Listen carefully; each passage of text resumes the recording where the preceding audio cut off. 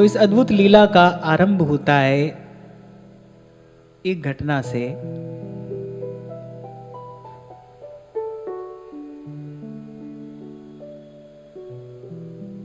जब श्री गरुड़ जी आकर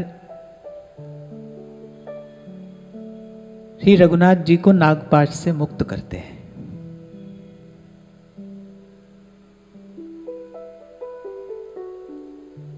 और बस उसी समय भगवान की माया से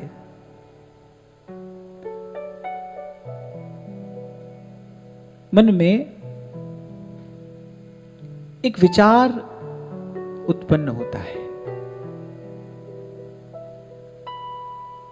व्यापक ब्रह्म बिरज बागीसा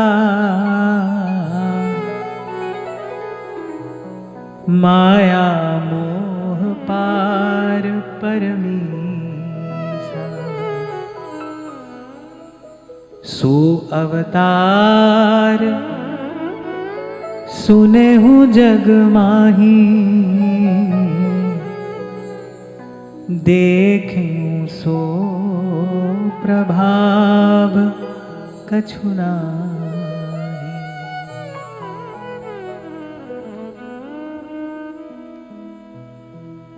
विचार बुद्धि का विकार है।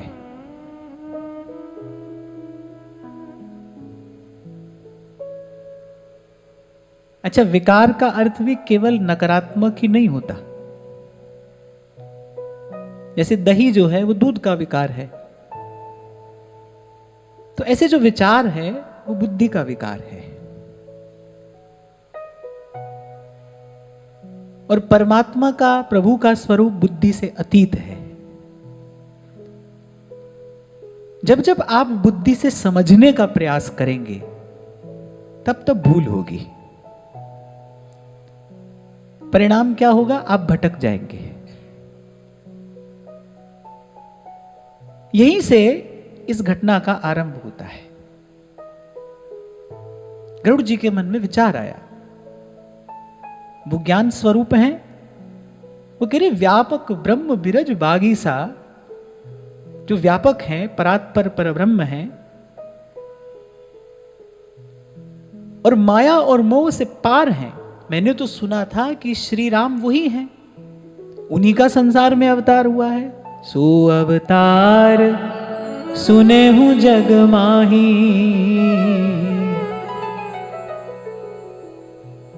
पर बुद्धि क्या कह रही है?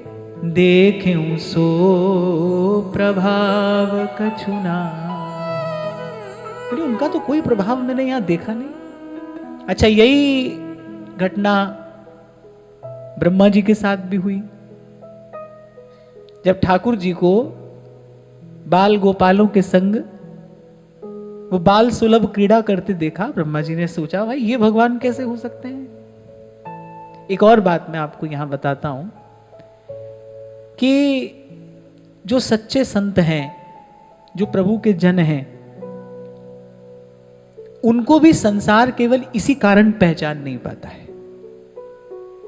वो भी ऐसे ही रहते हैं संसार में। अंग्रेजी की एक कहावत है, A genius can be recognized by its childlike innocence.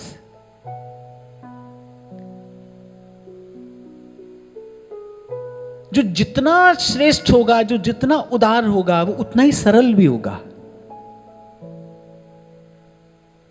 भक्ति का नवा सोपान है ही क्या? 8 सोपान पार करा देने के बाद भक्ति कहां ले जाकर जीव को खड़ा करती है? नवम सरल सब सो छलहीना। छलहीन कौन होता है? बालक होता है। पर आजकल तो ये नहीं कहना चाहिए, आजकल तो छोटे छोटे बच्चे तेरी मेरी सीख जाते हैं। पर पहले ऐसे देखा जाता था कि एक अवस्था तक बालक बिल्कुल निश्चल होता था, वो कुछ नहीं जानता, न तेरा न मेरा। आज वो अवस्था थोड़ी कम हो गई है, पर फिर भी आरंभिक अवस्था में तो बालक ऐसे निश्चल होता है। करे नवम सरल सबसों छलहीना, मम भरोस ही हरसना दीन।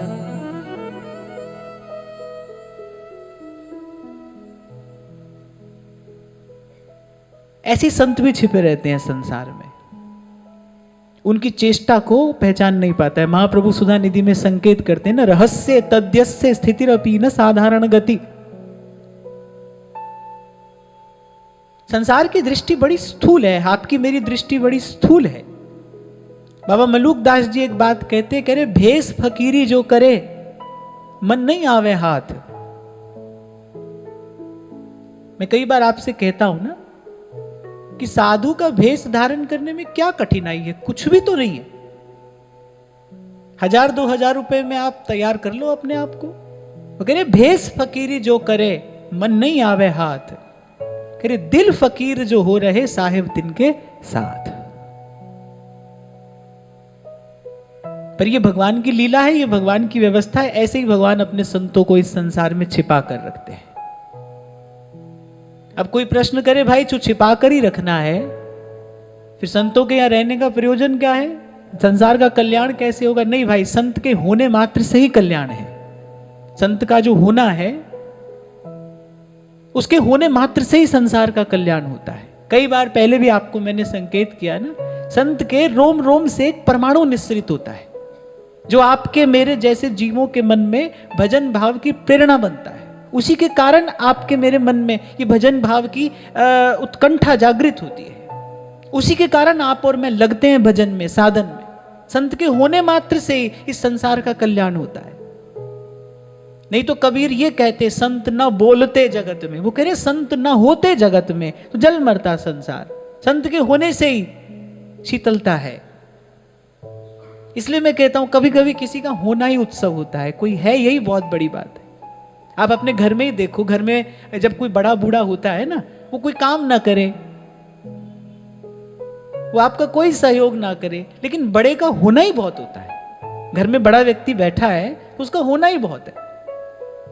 हालांकि आजकल तो ये सब मापदंड बदलते जा रहे हैं। अब तो एक नया संसार बन रहा है, नहीं नया संसार बन गया है। पर मैं तो भाई पुराना व्यक्ति हूं। मुझे तो कई बार ऐसा लगता है कि I am a very old soul in this new world. कभी कभी लगता है कि ये सब बहुत नया है, हमारे लिए नहीं है ये, हम तो बहुत पुराने हैं, बहुत पुराने।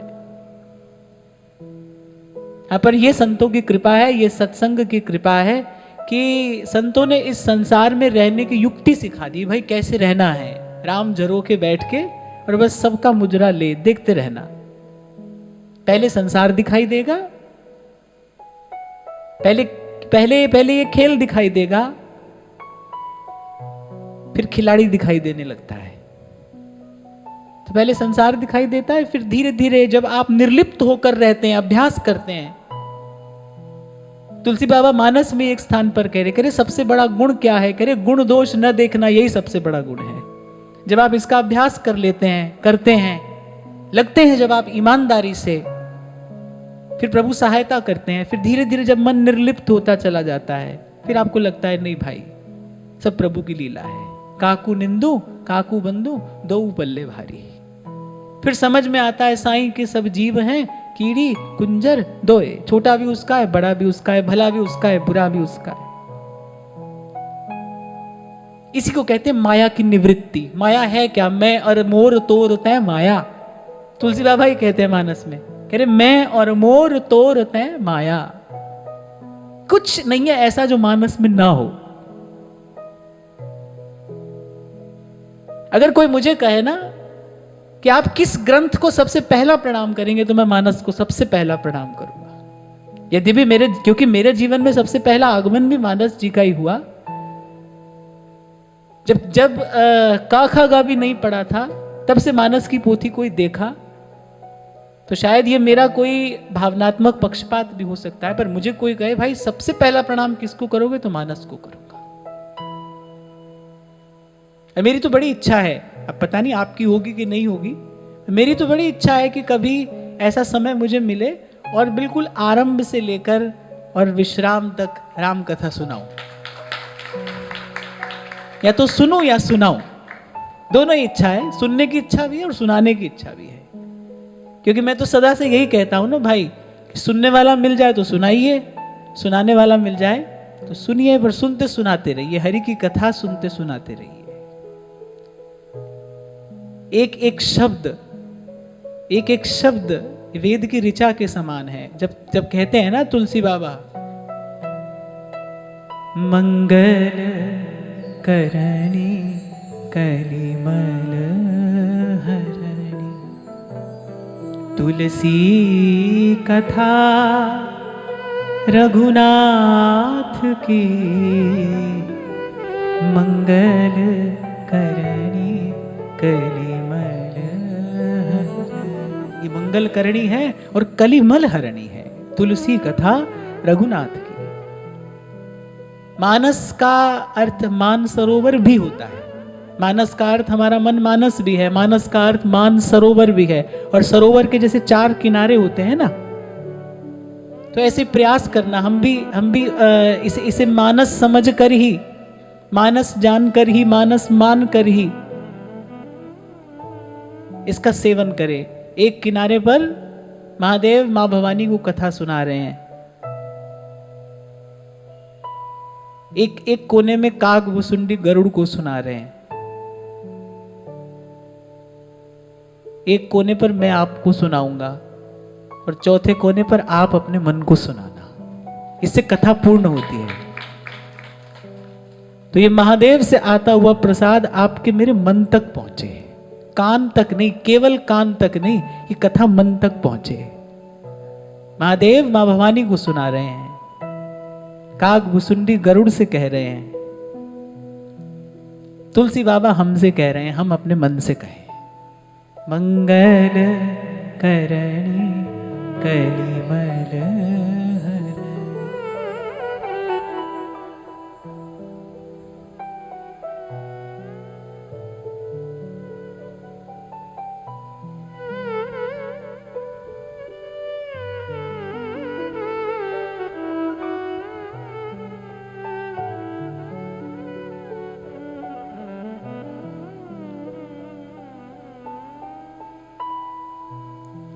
तो गरुड़ जी ने देखा, भाई इनका तो कोई प्रभाव मैंने नहीं देखा, क्या ये वस्तुतः ईश्वर हैं, क्या ये भगवान हैं? बस ऐसा विचार मन में आया, बस उथल पुथल मच गई।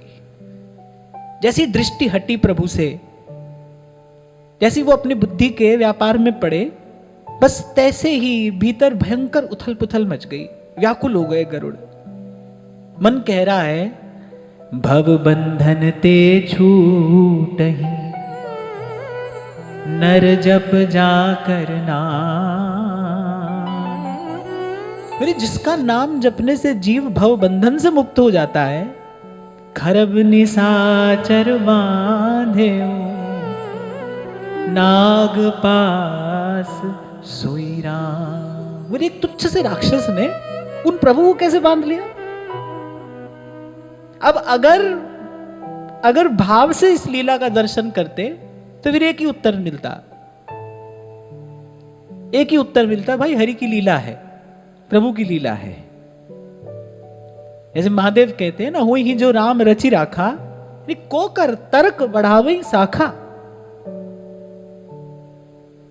कहने वाला कहता है कि अक्ल में जो घिर गया, ला इंतहा क्यों कर हुआ। भगवान का एक नाम अनंत भी तो है ना, अनंत जिसका कोई अंत नहीं है, माने जिसका कोई पार नहीं है। वो बोले अगर बुद्धि में ही आ गया फिर वो अनंत कैसे हुआ? बोले बुद्धि में नहीं, वो तो हृदय में समाता है। अपनी इच्छा से वो किसी के हृदय में तो समा जाए, पर मन और बुद्धि में नहीं आ सकता है, अक्ल में नहीं घिर सकता है। अब ये जो तर्क मन में उठा ना, भव बंधन ते छूटहि, नर जप जा करना,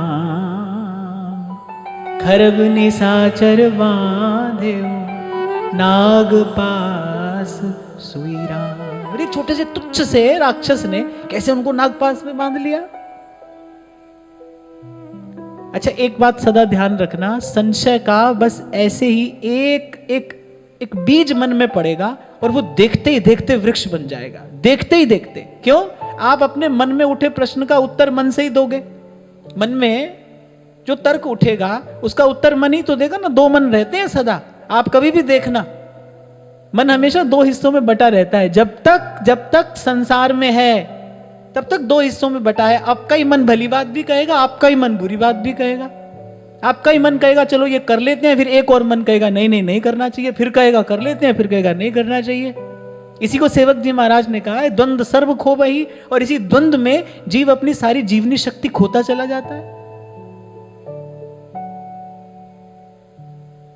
तो मन ने कहा भाई एक छोटे से राक्षस ने कैसे प्रभु को बांध लिया। अब दूसरा मन खड़ा हो गया, नाना भांति मन ही समझावा, प्रगट न ज्ञान हृदय भ्रम छा। अब गरुड़ जी क्या कर रहे थे? सेल्फ मेडिकेशन कर रहे थे। जैसे कभी कभी क्या होता है ना, कोई रोग हुआ हम अपने आप ही दवाई ले लेते हैं, कभी तो ठीक भी हो जाते हैं और कभी नहीं भी होते हैं। उल्टा होता क्या है, रोग और बढ़ जाता है। बस यही गरुड़ जी के साथ हुआ। मन का वो जो तर्क वितर्क था, वो जो वाद विवाद था, वो बढ़ता ही चला गया। बोले प्रगट ना ज्ञान हृदय भ्रम छावा। और बस ऐसे ही देखते देखते हृदय भ्रमित हो गया। इसलिए कबीर कहते गहरी नदियां है, नाव पुरानी है, केवटिया से लगे रहना, यानी गुरु चरणों से लगे रहना। महाराज वाणी में बड़ी सुंदर बात कहते हैं, हरि जी सूक्ष्म अगम है।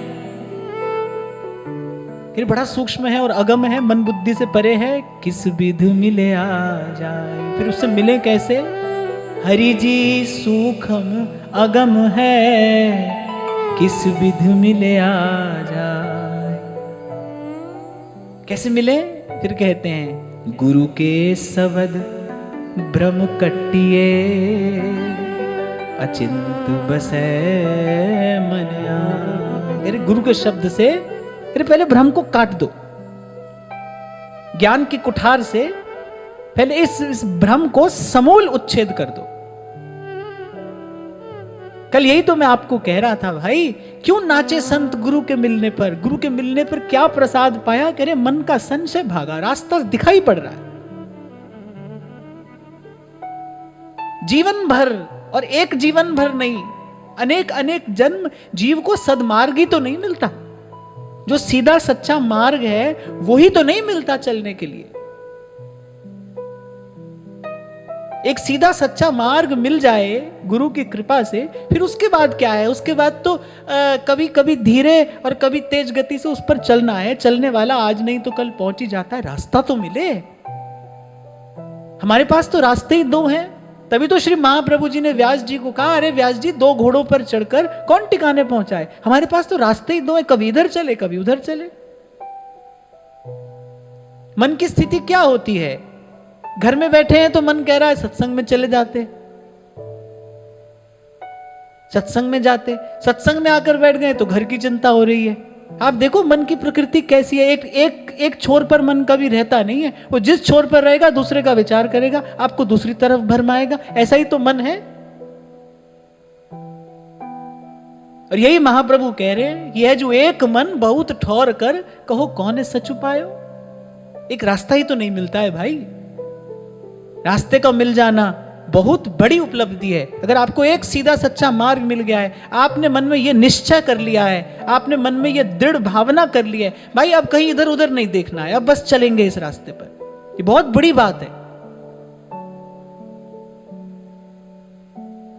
सब प्रकार के भ्रमों से, सब प्रकार के बंधनों से छुड़ाकर गुरु हाथ पकड़कर जीव को सदमार्ग पर ले जाता है। और बस एक मार्ग मिलते ही जीवन में आनंद की वर्षा आरंभ हो जाती है। जब तक द्वंद्व है तब तक सुख नहीं है भाई। मैं बार बार आपसे कहता हूं, मानव जीवन की सबसे बड़ी पीड़ा द्वंद्व है, बटा होना। हमारी चेतना का दो हिस्सों में बटा होना, कभी इसके कभी उसके, कभी यहां कभी वहां। संसार में लगे हैं तो सोच रहे हैं कि भाई भजन करते, सत्संग में जाते, यहां आ गए तो फिर वहां घूम रहे हैं। कहीं भी तो चैन नहीं है, कहीं भी तो टिकाना नहीं है। जिन संतों को टिकाना मिल गया, जिन्होंने ये दृढ़ निश्चय कर लिया, साहिब तुम ही दयाल, तुम लग मेरी दो, जैसे काग जहाज को सूझे और न ठोर। एक बात मैं आपको कहूंगा कि थोड़ा सत्संग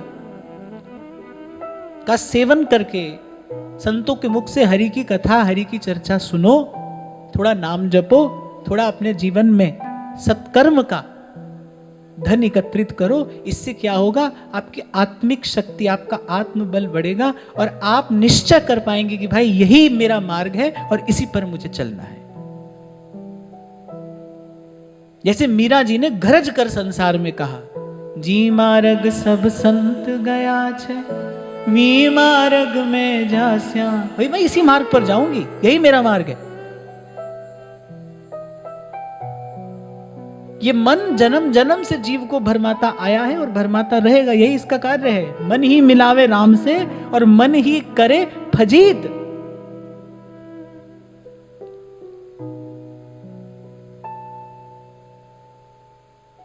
इसलिए सुनिए, संत की वाणी सुनिए। वो कह रहे हैं कि गुरु के शब्द भ्रम कट्टिए और अचिंत बसै मन आई, नहीं तो हरि जी सूक्ष्म अगम है, किस्मत मिले आ जाए। तो बड़ा सूक्ष्म मार्ग है, अगम है।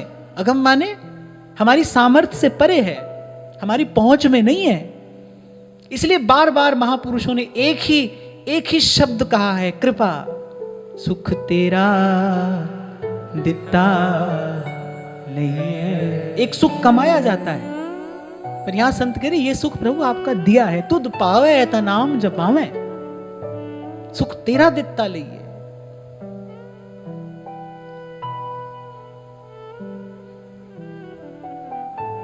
तो बस देखते ही देखते मन हाथ से निकल गया। अच्छा, एक बात का विचार करना, किसका मन है ये? गरुड़ जी का। भगवान के पार्षद हैं, वो ज्ञान स्वरूप हैं, फिर उनके मन की ये दशा हो गई, उनके मन की ये स्थिति हो गई, तो हमारी तो भाई क्या ही गिनती है। श्री महाप्रभु कह रहे ना, पारासर सुर इंद्र कलप कामिनी मन फंद्या, और कह रहे परे देह दुख द्वंद कौन क्रम काल निकंद्या। महाप्रभु जी कह रहे हैं कि भाई चाहे योगी हो या भोगी हो या रोगी हो, बोले कौन है जो भगवान की माया से बचाए? कौन है? तेरे कौन क्रम काल निकंद्या। कैसी भगवान की ये दुस्तर, ये दुरहत्या माया है, किसी को भी नचाती है, किसी को भी नचा देती है। यहां पर मैं एक बात का विचार करता हूं कि देखो संतों की सामर्थ्य क्या है। जो माया ब्रह्मा शंकर को मोहित करती है, संत उसी को फटकार देते हैं। किसके बल पर? हरि के भजन के बल पर, प्रभु के चरणों के बल पर, प्रभु की कृपा के बल पर संत उसी माया को फटकार देते हैं। कल मैं आपको कह रहा था ना कि मलुकदास जी का बड़ा सुंदर पद है। वो कह रहे हैं हमसे जिन लागे तुम माया। आती है ना माया, संतों के पास आती है, भिन्न भिन्न भेष धर के आती है। कभी लोक मान्यता बनकर आती है, कभी धन संपत्ति बनकर आती है। ऐसे अलग अलग भेष धर के माया आती है संतों के पास। पर जो जागा रहेगा, देखो जो सोया है वो तो मृत के समान है, जो सो गया वो तो मरे समान है। मैं कहता हूं ना आपसे कि सोए हुए हाथी से जागती हुई चींटी की शक्ति अधिक होती है, क्योंकि वो जाग रही है। तो जो जागा रहता है, जो सावधान रहता है, जो साधक है, जो सजग है,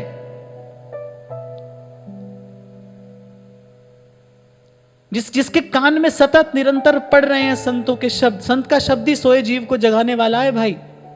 और यहां पर कोई नहीं है और यहां पर कुछ नहीं है। मैं सदा ही आपसे एक ही बात कहूंगा, इस सारे अस्तित्व में सबसे शक्तिशाली अगर कुछ है तो वो गुरु का, संत का शब्द है।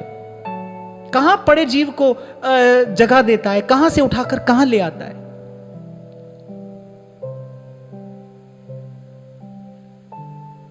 तो आती है माया, संतों के पास भी आती है। वो कह रहे हमसे जिन लागे तू माया, हमारे निकट मत आना।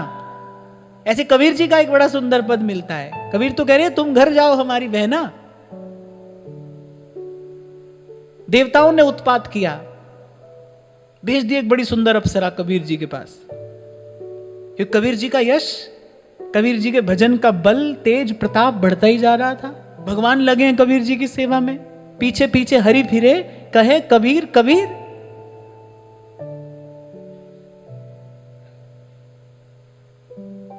जब अप्सरा आई तो कबीर जी का मन तो सदा लगा है अपने राम रमैया में। वो तो ताना बाना बुनते बुनते भी राम राम राम राम राम। तो कबीर जी ने देखा भी नहीं उसकी ओर, बस इतना ही कहा, तुम घर जाओ हमारी बहना, यहां तुम्हारा लेना ना देना, यहां तुम्हारी दाल गले ना। बोले यहां तुमसे कुछ नहीं हो पाएगा, तुम घर जाओ। आती है माया संतों के पास, आती है अलग अलग भेष धर के आती है कि संसार के जितने प्रलोभन हैं इनके मूल में क्या है, कि मूल में भगवान की माया ही है। इसमें लग जाना कठिन नहीं है, इससे बच के रहना कठिन है। कि तो सब आएगा, खूब आएगा, इससे बचे रहना, केवटिया से लगे रहना, हरि चरणों से लगे रहना, गुरु चरणों से लगे रहना और इससे बचे रहना। अनेक अनेक भगवत प्राप्त महापुरुषों की वाणी का दर्शन मैंने किया। वो कहते थे कि भाई जितनी देर सत्संग हो उतनी देर समूह में रहो। अब जैसे आप और मैं यहां इकट्ठे आकर बैठते हैं, कहते हैं, सुनते हैं, कह रहे भाई जितनी देर सत्संग हो उतनी देर समूह में रहो, उससे अधिक संग की आवश्यकता नहीं है।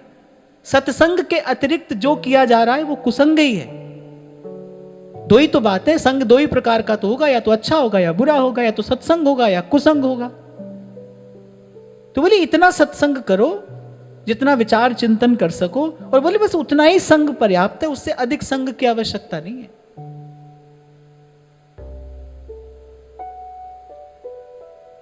तो बाबा मलूकदास जी कह रहे हैं हमसे जिन लागे तू माया, कह रहे थोड़े से फिर बहुत हो गई। कह रहे थोड़ी सी आती है और देखते ही देखते बहुत हो जाती है। कह रहे थोड़े से फिर बहुत हो गई, और फिर डांट कर कह रहे हैं सुन पई है रघुराया, हमको रघुनाथ जी मिल गए हैं, हमें तुझसे कोई लेना देना नहीं है, हमको रघुनाथ जी मिल गए हैं।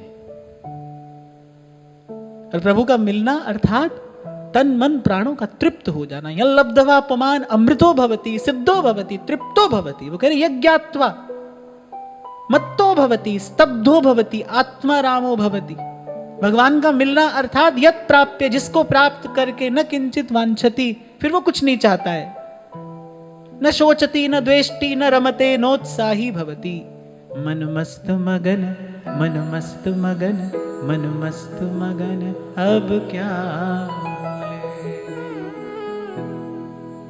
अच्छा ये पद बड़ा सुंदर है, कैसे डांट रहे हैं श्री मलूकदास जी। कह रहे हैं अपने में है साहेब हमरा, कह रहे हमारे साहेब सा हमारा साहेब ही है। कह रहे अपने में है साहेब हमरा अजहू चेत दीवानी, काहू जन के बस परी जई हो तो भरत मरेगी पानी। अगर किसी भगवान के भक्त के हाथ आ गई तो बोली तेरी सारी चंचलता छूट जाएगी और भरत मरेगी पानी। भक्तमाल में ऐसा प्रसंग आता है।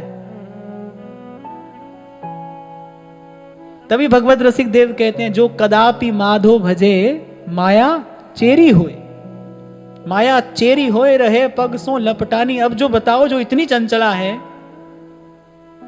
जो सुर नर मुनि सबको नचा रही है, उसको किसी की सेविका होकर रहना पड़ जाए तो उसके लिए कितना कठिन है।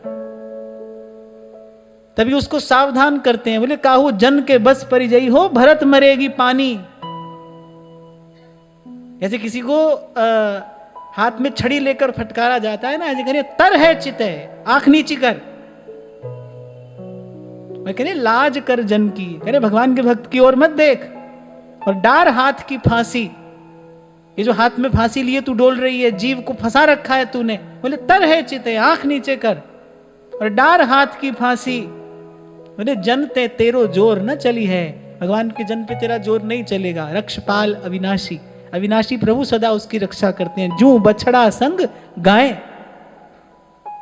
ऐसे प्रभु अपने जन की रक्षा करते हैं। तभी तो मान सिंह कहने लगे ना कुंभन दास जी से, भाई माया के भक्त तो हमने बहुतेरे देखे, आज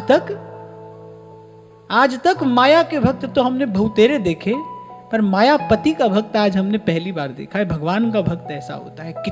कितनी बिनती मान सिंह ने की, कुछ तो मेरी ओर से स्वीकार करिए। और यत् प्राप्य न किंचित वांछति, न शोचति न द्वेष्टि न रमते नोत्साही भवति। देखो, आपको कोई तभी देता है, दे सकता है जब आप लेते हैं और लेना चाहते हैं।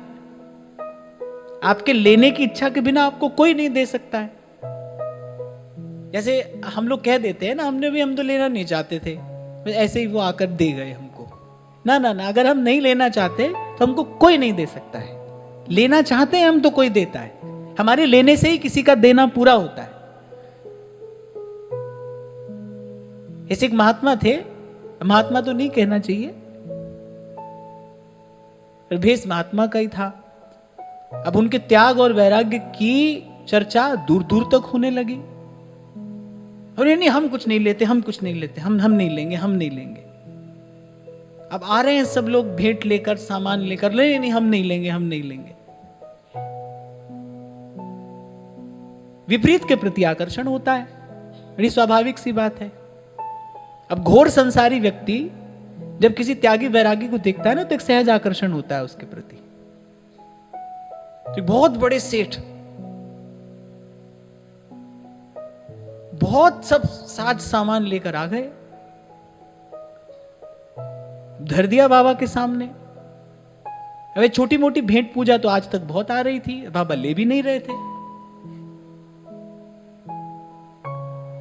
अब ये भी सेठ जी थे तो सोचा बोले लेते तो है नहीं, चलो सामने तो रख ही देंगे। अब कुटिया भर गई, वो तो सब इकट्ठा करके ले आए, सब सामान। अब जब सेठ जी ने धर दिया तो बाबा ने कहा वैसे तो हम लेते नहीं है, पर अब तुम बहुत कह रहे हो तो ठीक है, छोड़ जाओ।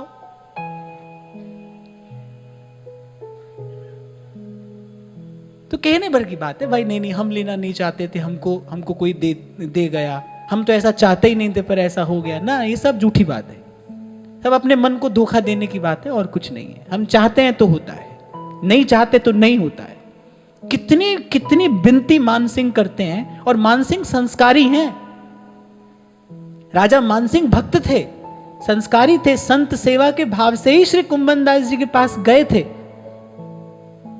पहले भले किंचित अभाव रहा हो, लेकिन जब श्री कुंभन दास जी की निष्प्रियता का दर्शन कर लिया, तब तो उनके मन में वास्तविक सेवा का भाव जगा कि भाई कुछ तो सेवा मुझसे लीजिए।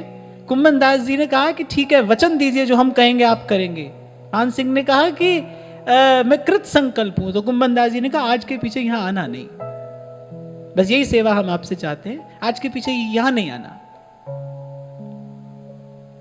तब मानसिंह के नेत्र सजल हो गए, क्योंकि जब कुंभन दास जी की वो जो लौकिक दशा देखी ना, आप बताओ, जिनके घर में बैठने के लिए आसन नहीं है, सूखा फूस धरकर उस पर बैठे हैं, तिलक लगाने के लिए दर्पण की आवश्यकता है, पर घर में दर्पण नहीं है। आप देखो, जिस घर में ऐसी वस्तु नहीं है, वो कुंभन दास जी, उनका रोम रोम कैसा तृप्त है, कैसे छके हैं श्री गोवर्धन नाथ के रूप में, उनकी लीला रस में। कह रहे नहीं, कुछ चाहिए ही नहीं भाई, हमको कुछ चाहिए ही नहीं। कह रहे देख रहे हो, ये हमारे घर के आंगन में 2 पेड़ हैं, कह रहे एक गर्मी में फल जाता है, एक सर्दी में, और कह रहे हमारे पास तो इतना फल हो जाता है, हम दूसरे को बांटते हैं, हमारे पास तो पहली आवश्यकता से अधिक है, तो तुम्हारा लेकर क्या करेंगे।